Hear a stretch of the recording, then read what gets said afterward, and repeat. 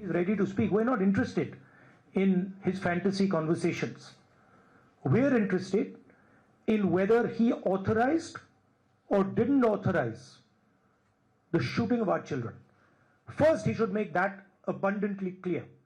After that, the question of any discussion arises. That is the situation.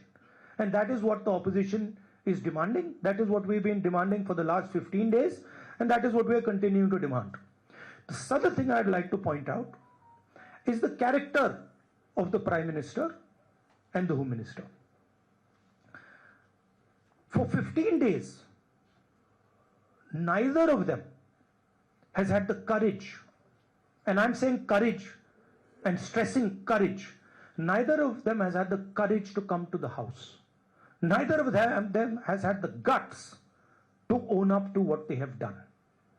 So that is for our students to see and understand that neither the Home Minister of this country nor the Prime Minister of this country think that what was done to you in Delhi, the brutality that was carried out in Delhi, is worth commenting on. This is what the real issue is. Now, if you have any questions. ANI sir, आप कह रहे हैं तीनों बातें आपकी non negotiable हैं। सरकार ने अपना रुख क्लियर कर दिया है, अब 2 दिन ही बचे हैं। तो हम माने कि जो अब तक स्थिति थी आप लोगों की 2 दिन बरकरार रहेगी, तो पूरा सदन, पूरा जो ये सेशन है पूरी तरीके से वॉश आउट रहा, और सरकार ये कह रही है अपोजिशन ने नहीं चलने दिया। नहीं, मैं हिंदी में बता देता हूं, रिपीट कर देता हूं। तो देखिए, शुरुआत में 15 दिन पहले हमारी पोजीशन थी कि होम मिनिस्ट्री से पैलेट गन चलाने का, कील वाली लाठी चलाने का ऑर्डर आया था, और पूरे देश ने देखा कि हमारे स्टूडेंट्स को मारा गया, पैलेट गन से अंधा किया गया।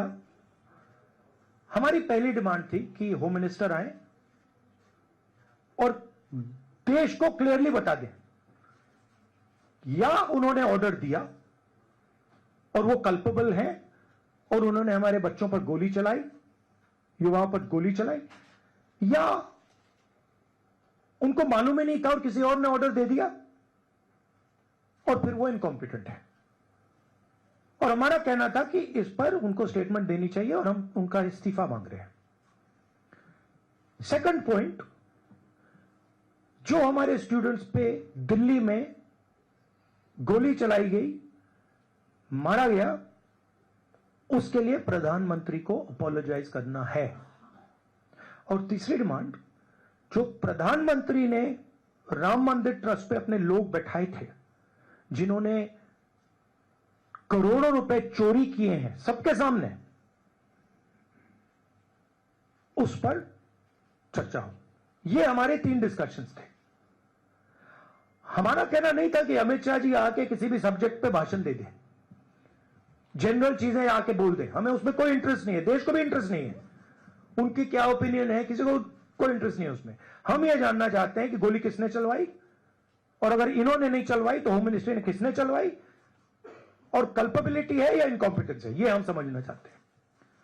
तो ये हमारी पोजीशन शुरुआत से थी। From day 1 it has been our position, our position is not changed.